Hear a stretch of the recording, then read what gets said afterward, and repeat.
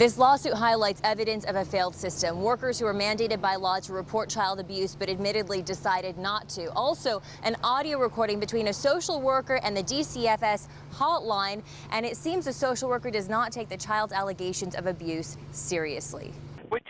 What's our allegation, would you say? I know we have to put something. To cover our butt? I know, to cover. In audio obtained from a grand jury indictment, a social worker calls the Department of Children and Family Services hotline and jokes about her case. Oh no, Mom was baiting him. Oh, goodness. Okay, so he's just a very active child. Yeah, and you believe the story, right? I mean, you believe that he did fall in the shower? He's a little bit of a wild animal. This social worker investigated Anthony Avalos' mom and didn't seem to take the claims of alleged abuse of Anthony and his siblings seriously.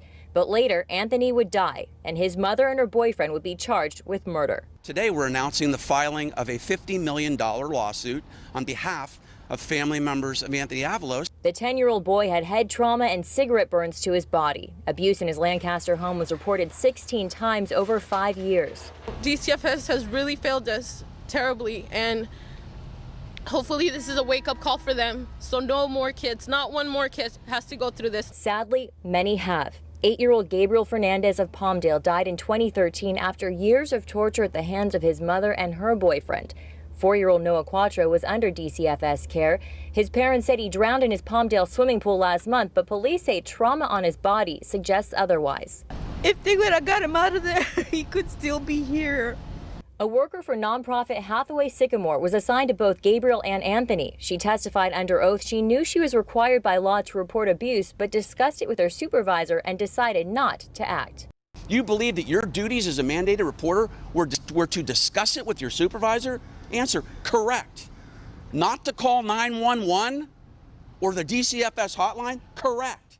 Hathaway Sycamore refused to comment, but the DCFS said this. At any given time, the Department of Children and Family Services serves more than 34,000 families and vulnerable children in Los Angeles County with an unwavering commitment to pursue child safety every day in our communities. They went on to say they cannot comment on any pending claim, litigation, or lawsuit at this time. I'm Christina Pascucci reporting from Koreatown for KTLA 5 News.